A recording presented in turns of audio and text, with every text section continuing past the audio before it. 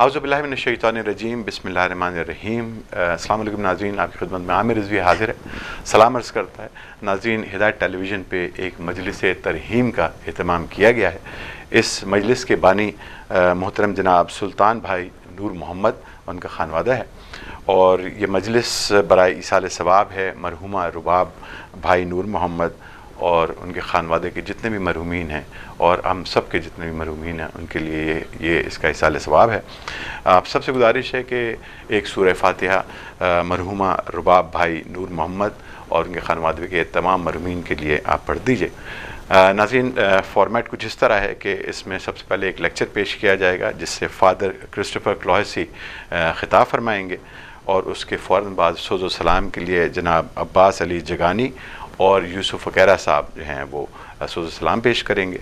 हमारी दुआ है खुदाए बुज़ुर्ग बरतर से कि मरहुमा रुबाब भाई नूर मोहम्मद और जनाब सुल्तान भाई नूर मोहम्मद के तमाम खानवादे के जितने भी मरहुमीन हैं उनको और हम सब के जितने भी मरहुमीन हैं उन सब को जन्नतुल फिरदौस में आला मुकाम अता फ़रमाएँ। अल्लाहुम्मा सल्ली अला मुहम्मद व आले Muhammad वज्जिल फ़रजहू।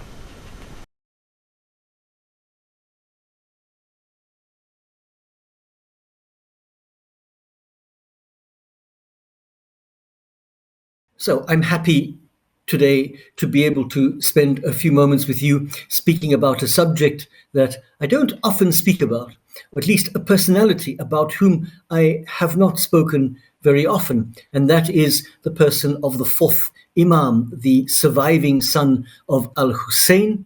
And in particular, I want to say a few words about some of his works, some of his writings. So his most famous work, the one that he is remembered for, is a text called As-Sahifa.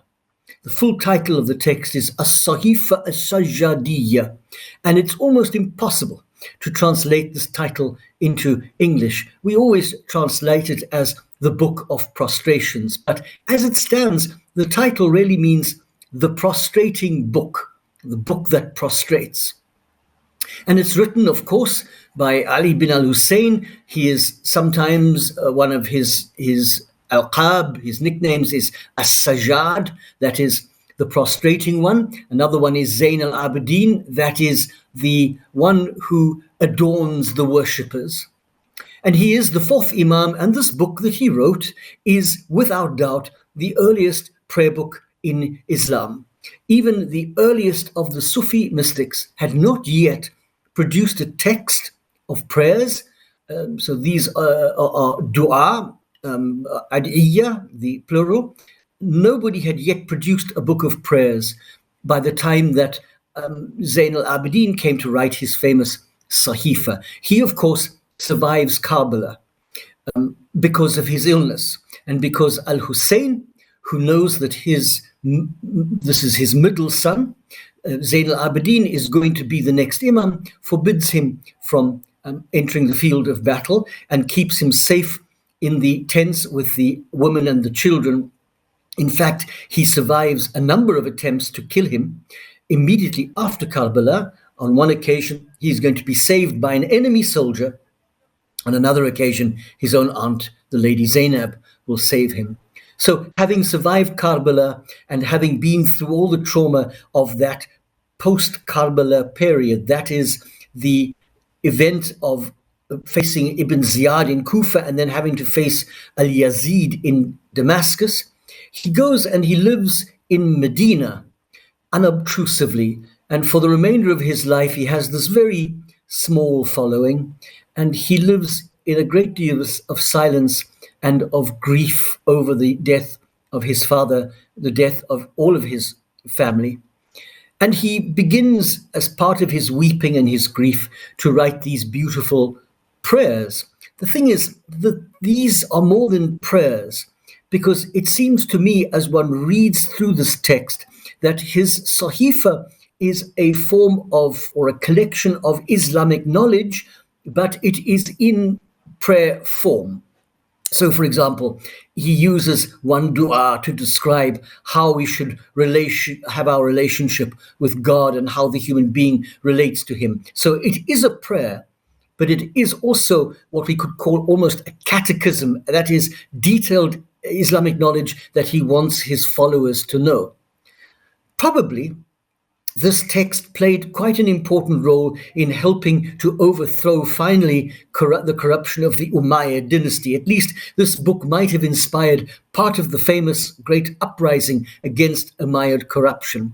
And this uprising was in part because the Umayyads rejected the line of Ali bin Abi Talib and therefore, of course, Al-Hussein and then his son Zayn al-Abidin. And quite possibly, part of this uprising was not just the supporters of the family of Ali, but also the very early mystics, because those early practitioners of what is known as tasawwuf, in English they say Sufi mysticism, but tasawwuf is the name, they were equally disturbed by the Umayyad dynasty. They were not disturbed by the fact that the Umayyads rejected the line of Ali. No, the mystics were more disturbed by the fact that the Umayyads were living very comfortable, luxurious lives, and it seemed to go against everything that Islam believed that the Prophet himself held dear. And so I suspect that the uprising was in part from the mystics and in part from this early group of Shia who surrounded people like Al-Hussein and later Ali. And possibly the text that Zayn al-Abidin wrote might not have been begun as a prayer book, but maybe as some sort of text by which he was trying to reconstruct society and distribute Islamic knowledge so that society could once again be built on Islamic lines. We know a few things about this book. We know, for example, that originally there were 75 prayers in this book. We have lost a few of them, and only 54 of those prayers are now available to us. And as you read through them, you begin to pick up the elements that Zayn al-Abidin is stressing. First of all, most especially, detachment from this world, at least from the material luxury of this world. So Zayn al-Abidin is living a life of quietude, of mourning and weeping. He fasts a great deal and prays a great deal. And he suggests that we should separate ourselves or detach ourselves from the world of luxury. In Arabic, this is zuhd. So zuhd, or detachment, sometimes it has other names that they use, but that is the most popular name. And so he addresses moral and ethical issues like that. Again, it's very curious because already the early mystics, the practitioners of tasawwuf, were practicing zuhd, detachment from luxury and from corruption. In some of the prayers, Zayn al-Abidin offers us a very early explanation of the imamate, the a'imma, or the imama. And now this is interesting because the concept and theology of imama was only really going to be put down on paper by Imamjafaresadiq, the grandson of Zayn al-Abidin. So Zayn al-Abidin's father, Imam al-Baqir, he began the process, and then his own son, Jafaresadiq, would be the truly great theologian of the Shia. But already Zayn al-Abidin is beginning to put down in very rudimentary form what the imama is and how the concept of imama should be understood by his followers.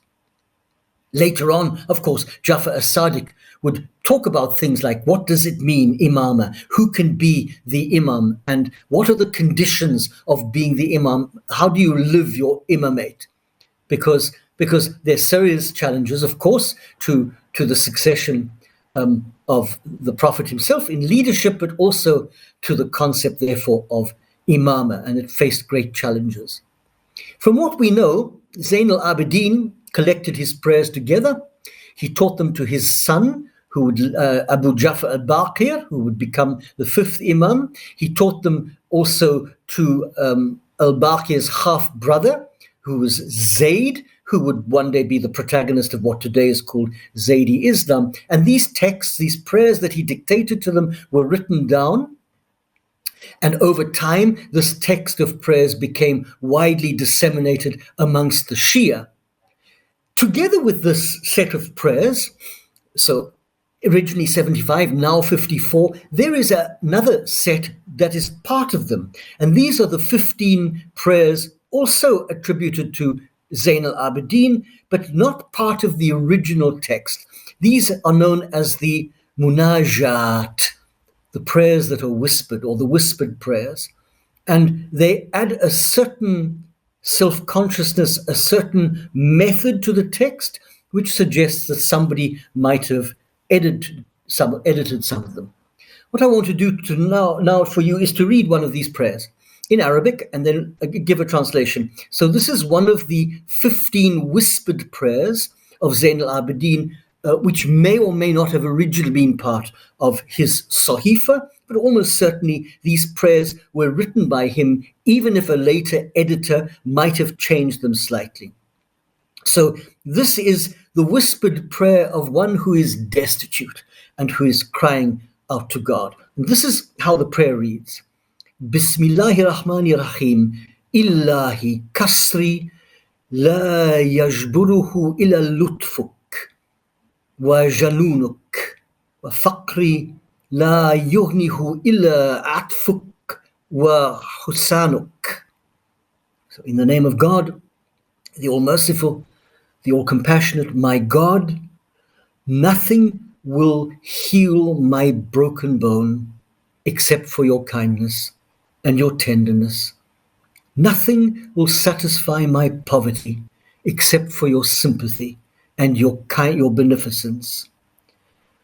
وَرَوْعَفِي لَا يَسُكِّنُهَا إِلَّا آمَانُكَ وَذِلَّتِي لا يؤزها إلا سلطانك وأمنيتي لا يبالغوني ها إلا فضلك وحلتي لا يسدها إلا طوعك وحاجتي لا يقضيها غيرك. Nothing will calm my fear except your protection, your amana. Nothing will exalt my lowliness except your sultan, your authority. Nothing will make me attain my desire except your favor. Nothing will satisfy my lack except your might. Nothing will provide for my need other than you. وَكَرْبِي لَا يُفَرِّجُهُ سِوَى رَحْمَتِكَ وَالدُّرِّ لَا يَكْشِفُهُ غَيْرُ رَأْفَتِكَ وَغُلَّتِي لَا يُبَرِّدُهَا إِلَّا وَصْلُكَ وَلَوْعَتِي لَا يُطْفِهَا إِلَّا لِقَاؤُكَ وَشَوْقِي إِلَيْكَ لَا يَبُلُّهُ إِلَّا نَذُورُ إِلَّا وَجْهِكَ. Nothing will drive away my distress except for your mercy, your rahmah. Nothing will remove my injury except for your compassion. Nothing will cool my burning thirst except my being joined to you. Nothing will quench my ardor except encountering you. Nothing will dampen my longing for you except looking upon your face. وَقَرَارِي لَا يَقِرُّ دُونَ دُنُوِّ مِنْكَ وَلَحْفَتِي لَا يَرُدُّهَا إِلَّا رَوْحُكَ وَسُقْمِي لَا يَشْفِهِ إِلَّا طِبُّكَ غَمِّي لَا يُزِلُّهُ إِلَّا قُرْبُكَ وَجَرْحِي لَا يُبْرِهُ إِلَّا صَفْحُكَ وَرَيْنُ قَلْبِي لَا يَجْلُهُ إِلَّا عَفْوُكَ وَوَسْوَاسُ صَدْرِي لَا يُزِيهُ إِلَّا أَمْرِكَ. Nothing will settle my stability without nearness to you. Nothing will ward off my apprehension except for your refreshment. Nothing will heal my illness except your medicine. Nothing will take away my grief except your nearness. Nothing will cure my wound except for your pardon. Nothing will burnish the rust that is in my heart except your forgiveness. Nothing will banish the whisperer into my breast except your command. The marvelous moment in this verse of the prayer where Zain al-Abidin refers back to the famous chapters of refuge in the Holy Quran. And he makes reference to the famous verse about al-waswas, the whisperer, alladhi yuwaswisu fi suduri nas, the whisperer who whispers into the heart of humankind and then creeps away after he has tempted us so that he does not have to take responsibility for us. And here in this prayer, he gets a mention that only God can banish this whisperer into our breasts. Only God's command can do that. فَيَا مُنْتَحَى عَالِي الْعَامِلِينَ وَيَا غَيْتُ سُؤْلِ سَائِلِينَ وَيَا أَقْصَى طَالِبَتِي طَالِبِينَ وَيَا على رغبتي راغبين ويا ولي الصالحين ويا آمن الحائفين خائفين ويا مجيب دعوة المضطرين. O utmost hope of everybody who hopes, definitive request of all of those who request, ultimate question of those who ask, O highest desire of those who desire, patron of the righteous, security of the fearful, answerer of the appeal of those who are distressed. وَيَا ذُخْرَ الْمُؤْمِنِينَ وَيَا كَنْزَ الْبَاسِينَ وَيَا غِيَاثَ الْمُسْتَغِيثِينَ وَيَا قَاضِي حَوَائِجِ الْفُقْرَى وَالْمَسَّكِينَ وَيَا أَكْرَمَ الْأَكْرَمِينَ وَيَا أَرْحَمَ الراحمين, storehouse of the destitute, treasure of the miserable, help of those who call for help, judge of the needs of the world, of the poor and the destitute, O most noble of the noble, O most merciful of those who have mercy. لَكَ تَحَدُّي وَسُؤَالِي وإليك تدر وابتحالي وأسألك أن تنيلني من روح رضوانك وأن تديم علي نعم امتنانك. To you my humble submission, my request, to you my entreaty, my supplication. I ask you, let me attain the refreshment of your approval. Make constant towards me the favors of your kindness. Ya Kareem, Ya Jamil, Ya Arhamar Rahimin, O most generous, most beautiful, most merciful of those who have mercy. So that exceptionally beautiful prayer is one of the 15 prayers of refuge, and all of the others, as with all the prayers in the book, are equally beautiful.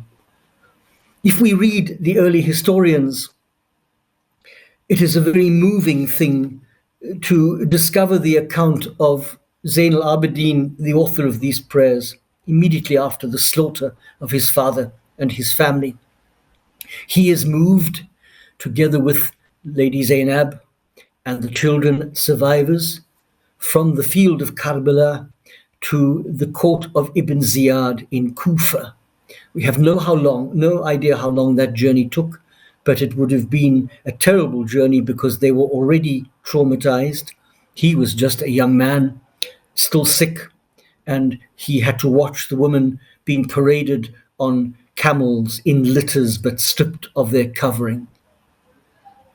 He arrives in front of the presence of Ibn Ziyad, and this young man, who is already ill, has a chain around his neck that is attached also to his arm so that he is unable to move. He is now apparently perceived as a threat, and he enters into this vigorous encounter with Ibn Ziyad. The texts tell us that he's quite silent throughout the journey, as he's going to be for much of his life. And these survivors are dispatched from the battlefield after the heads of their beloved and killed martyrs are dispatched. And he is accompanied by some terrible people standing guard over him. One of them, of course, the notorious Shimr, who had been responsible for the death of Al-Hussein. Shimr is a curious man because he prevents the women's tents from being burnt and looted, but at the same time, he wants to kill Ali bin al-Hussein, and one of his own soldiers has to stop him and say, surely you will not kill a child. But it is really later on in the court of Damascus, in front of the Caliph Yazid, that in a sense Zain al-Abidin comes into his own. He's already had to face Ziyad, Ibn Ziyad, where his aunt makes her famous gesture of saying, well, if you're going to kill him, you need to kill me as well. So his life is saved by Zainab, who physically throws herself over him and won't allow Ibn Ziyad to kill him. But he is sent, now still chained, from Ibn Ziyad to the palace of Yazid. And Yazid notices him immediately. It is an interesting point that when the prisoners arrive in the palace of Ibn Ziyad, he notices First Lady Zainab, and only much later on does he notice this silent imam standing present among the prisoners. But Al-Yazid, he sees immediately this young imam chained up, and he develops a strange fascination for Zain al-Abidin. He says to him, my dear young man, your father is the responsible one here. Your father is the one who broke kinship with me and who ill-treated me, and now you see what God has done to your father. And magnificently, Zain al-Abidin answers immediately with a quote from the Quran, from the 57th chapter. No disaster, he says, befalleth the earth or yourselves, but it is already in a book. We bring it into before we bring it into being. In other words, he is answering theologically the challenge of Yazid, saying, what happened to my father was destined by God. It has nothing to do with you. Yazid, furious perhaps that he had the Quran quoted at him, he turns to his own son, a young man called Khalid, and he says, answer him with Quran. But Yazid's son is unable to quote Quran and stands there in silence. And so his father has to coach him and say to him, and then quotes again Holy Quran, whatever misfortune strikes you, it is what your right hands earned.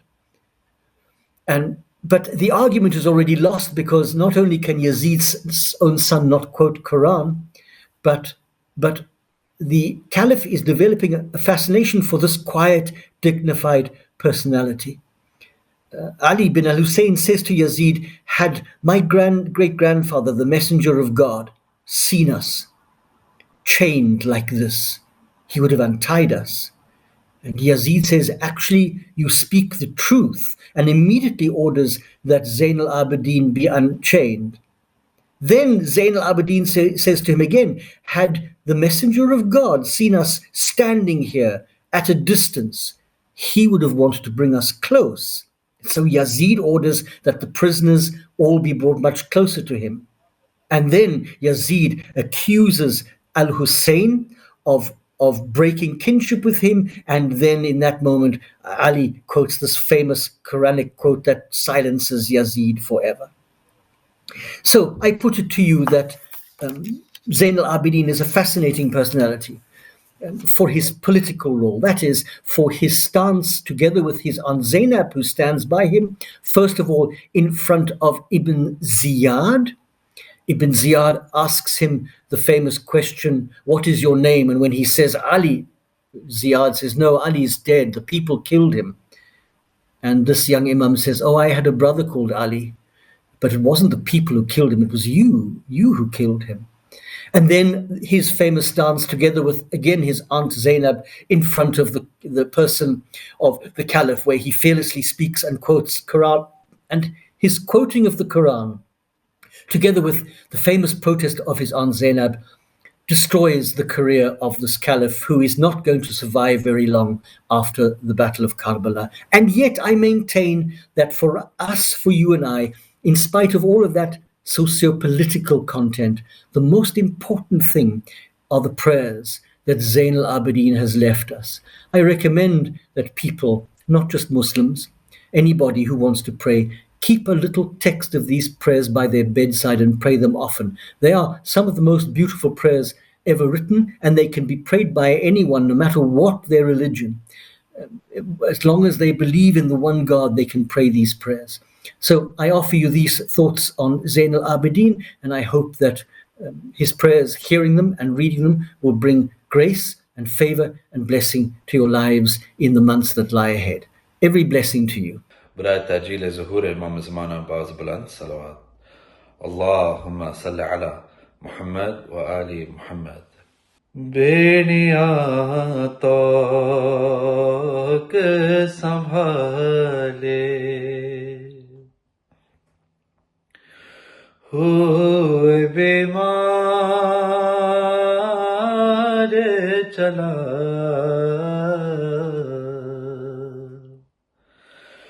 بیڑیاں توک سنبھالے ہوئے بیمار چلا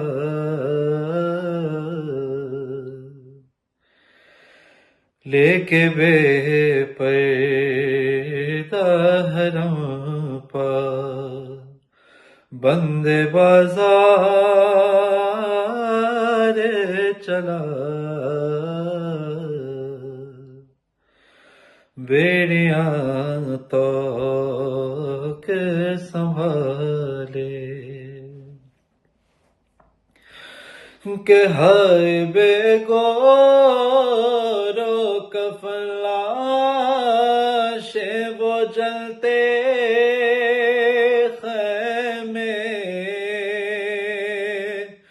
بے ردائی وہ ستمگار وہ سہمے بچے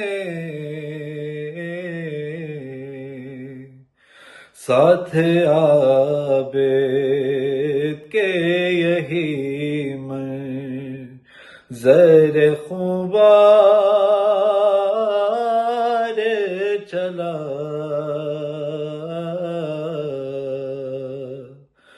بیڑیاں توک سنبھالے کہ خاک غش کے اس طرح بازار میں بیمار گرا تازیانے سے لپٹ کر یہ سکینہ نے کہا اس طرح در نابد پہ ستمگار چلا بیڑیاں توک سنبھالے اور تو کو زنجیر کے زخموں سے لہو جاری ہے پیاس ہے دھوپ کی شدت ہے غشکاری ہے ہائے کس عالم غربت میں وہ لاچار چلا بیڑیاں توک سنبھالے اور اڑ گئے زینب و کلثوم کے سر سے سائے، آگ برسائی گئی اور کبھی پتھر آئے، قافلہ لے کے یتیموں کا جو غم خوار چلا، بیڑیاں توک سنبھالے، اور شاہ کے سر کو کبھی دیکھا کبھی سوئے نجف، دیکھ کر رویا وہ زینب کے کھلے سر کی طرف، جس گھڑی عابد مضطر سوئے دربار چلا،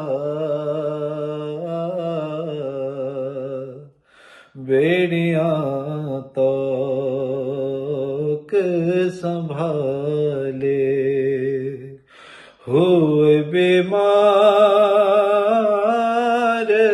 چلا،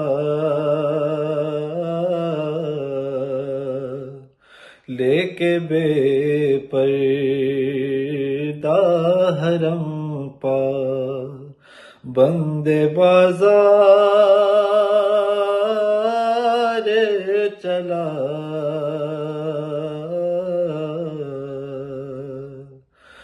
بیڑیاں توک سنبھالے۔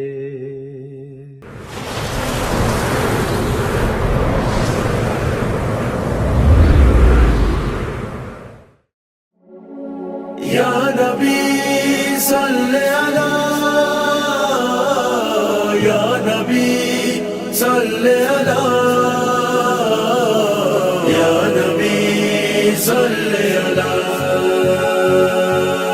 یا نبی صلی اللہ، یا نبی صلی اللہ، یا نبی صلی اللہ،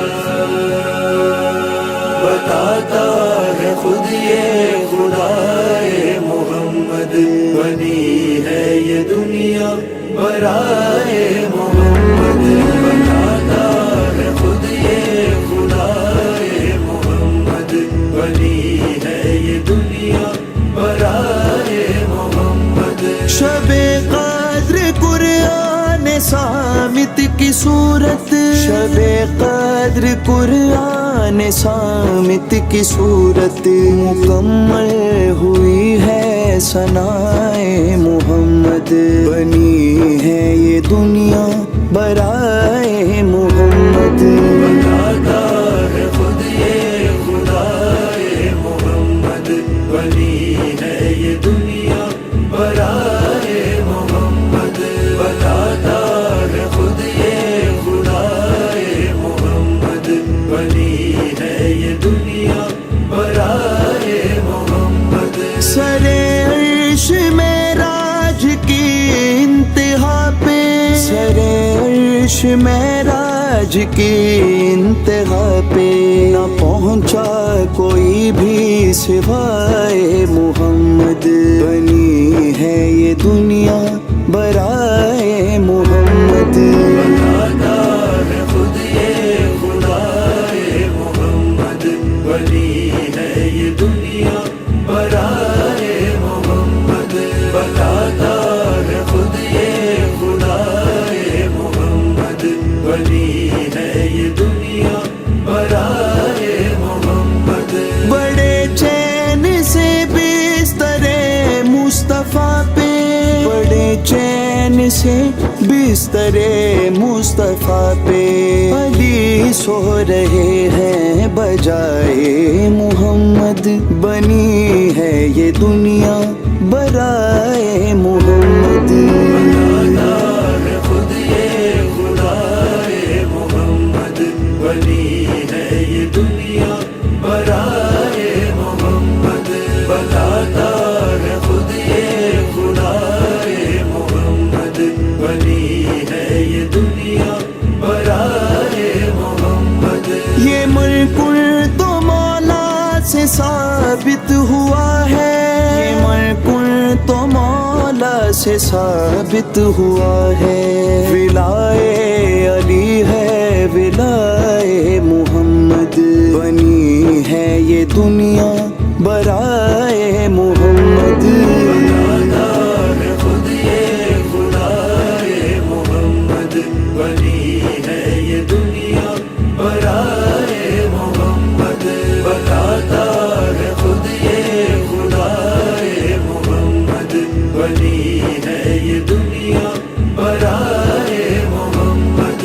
ہے پوچھتے نبی پہ بقائے نبوت، ہے پوچھتے نبی پہ بقائے نبوت، وہیں آئی سر نہ اٹھائے محمد، بنی ہے یہ دنیا برائے محمد۔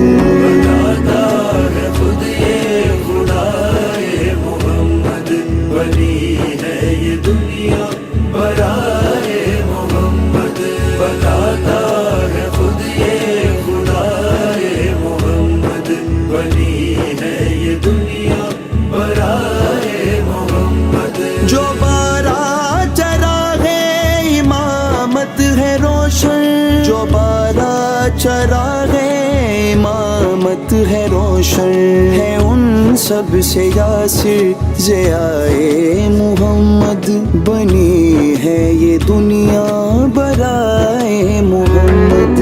بتاتا ہے خود یہ خدائے محمد، بنی ہے یہ دنیا برائے محمد، بتاتا ہے خود یہ خدائے محمد، بنی ہے یہ دنیا برائے محمد، بنی ہے یہ دنیا برائے محمد، بنی ہے یہ دنیا برائے محمد، برائے محمد، برائے محمد۔